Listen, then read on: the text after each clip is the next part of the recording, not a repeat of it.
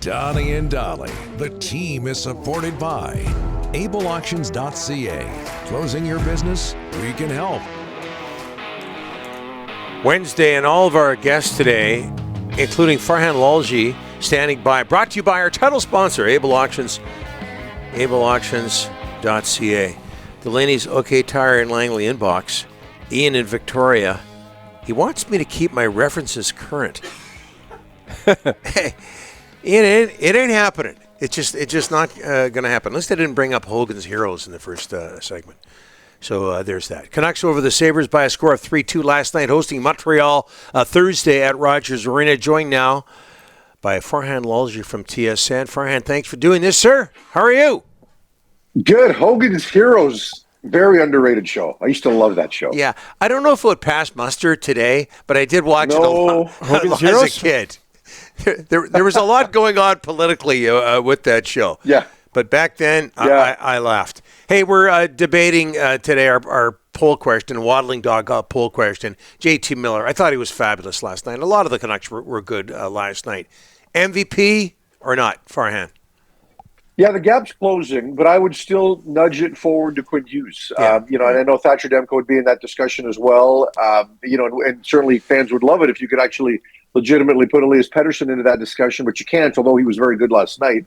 I think Miller's been good, and he's been consistent, so much so that when he just fumbled the puck a little bit and just wasn't comfortable against Washington the other night, and not that many of them were, but just couldn't get the puck to settle and couldn't make the plays that he wanted. It really stood out because he has just been so consistent this year. But I think I'd probably just nudge it to Quinn Hughes, just given how much this guy plays and how consistent he's been, and just, leading all defensemen in scoring and a Norris Trophy frontrunner. I just have a tough time looking away from Quinn Hughes in that discussion. Yeah, no argument here. I'm not so sure there's a wrong answer there with Demko, Hughes, and Miller. Farhan, before last night, did you see this from the Canucks at all?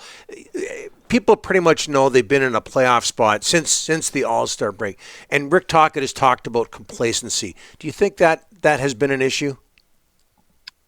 Yeah, potentially. I mean, I don't know that they're necessarily consciously being complacent. I still think that they know that there are things out for them to chase, including the division title. Because, look, Edmonton, while they've got to do a lot to catch Vancouver, it's not out of striking distance the way that they're playing right now. So I think there is something to play for. But I think there's more to the Patrick Allvin comments and stuff that we've talked about, that not only has this team not had playoff games, but they haven't had meaningful games in March, right? I mean, the fact that when you go back to the bubble season when they were last in the playoffs, right, the season was just automatically cut off, or suddenly cut off, I should say. And then next thing you know, you're in a playoff. I know it was the play-in before the playoff, but it was a playoff. So that in-between stage where you've got a battle late in the season for positioning, for form, whatever it is, they haven't had to go through that. And I think that has crept in as much as anything. The Hronek contract, we're talking about it because the Canucks have made an offer. I think he could be possibly looking at $8 million, but then we watched the goal last night. He got walked around by Dallin.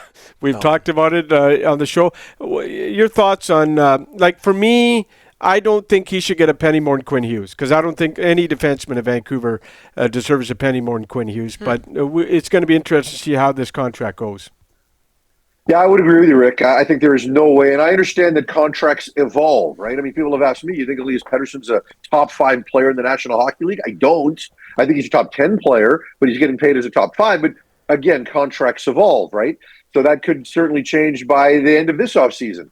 And in the case of Phil Hronek, if the Canucks are forced into a conversation at $8 million, I think the Canucks should walk away. No, I think the Canucks should run away.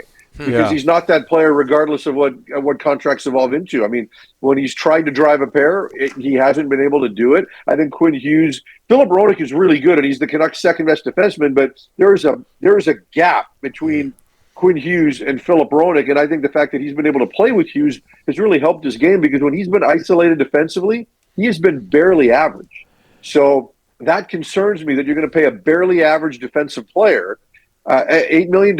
I just don't think the Canucks can tread in that direction, and they've still got player control for a year. So I would try to move him, even though I know that it's going to be difficult to move him for value, given the fact that whoever acquires him is going to know they're going to have to pay a lot to get him. But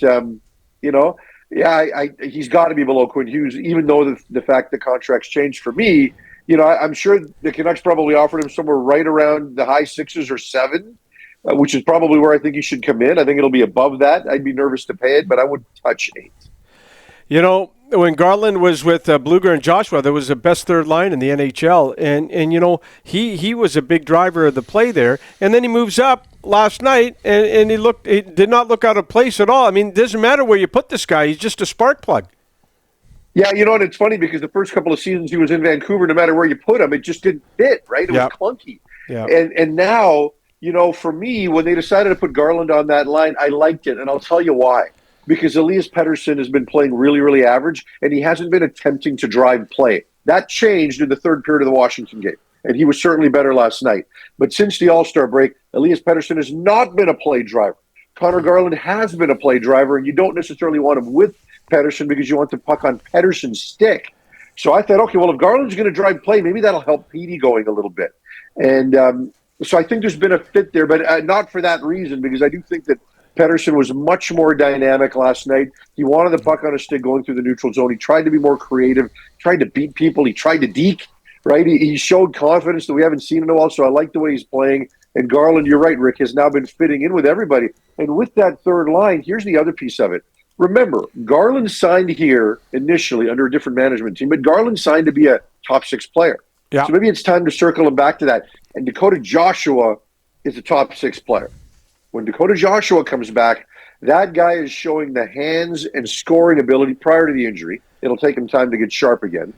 Of a top 6 power forward. And maybe if you really want to beef out that top 6, get him in there as well, because if you don't, the Canucks legitimately only have one top 6 winger, and that's Brock Besser. Everybody else is a fringe guy that could be in there, could be a middle 6.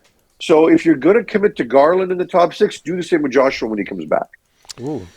Yeah, no, that's a good, strong take. Farhan, what's happening up at SFU? The sports information director, is there a sports department there? Football? What's happening up there? You tweeted out something today. Well, what I tweeted out last night was the university has finally posted for an athletic director. An executive director of athletics and recreation, and it's taken far too long for that to happen, right? Because we're pushing towards 11 months that the department has been without one, and that's just not acceptable, right? But one thing the university put into the posting was that it kind of reaffirms their recommitment.